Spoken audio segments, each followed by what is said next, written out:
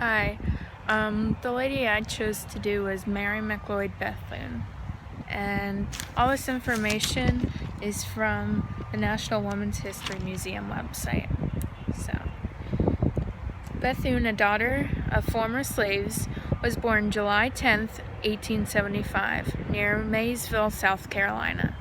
After the Civil War, Bethune's mother worked for their former owner until she could buy the land.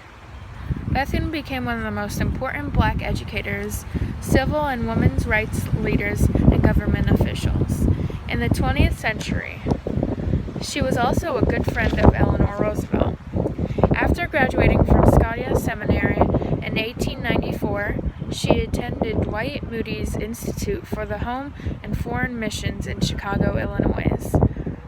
When no one would sponsor her as a missionary, she became an educator and eventually married Albertus Bethune and had a son in 1899. They moved to Florida, and Mary worked at a Presbyterian church and sold insurance. She got divorced in 1904, and to support her son, she started working at the Daytona Beach Literary and Industrial School for training Negro girls, which eventually became a college and merged with All-Male Cookman Institute, forming Bethune-Cookman College in 1929, which you can look up now, and I think they're pretty much still running.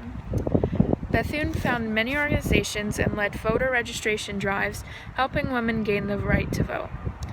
Here's a list of some of her titles and accomplishments. She was the president for National Association of Colored Women's Club, 1924, and the president of National Council of Negro Women, 1935. She was also a representative of black voters to the Democratic Party during the Great Depression. She was the highest-ranking African-American woman in government in 1936. She is the director of Negro Affairs of the National Youth Administration, when she was appointed, she was that until pretty much the day of her death. And she was also the leader of FDR's unofficial black cabinet.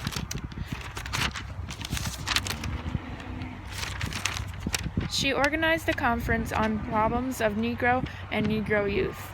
She fought to end lynching, became president of the NAACP in 1940. Appointed by President Harry S. Truman, the only woman of color at the founding conference of the UN in 1945. She was also a businesswoman who co-founded a Daytona resort and founded Central Life Insurance Company of Tampa. Her memory is celebrated with a statue in D.C. and a postage stamp.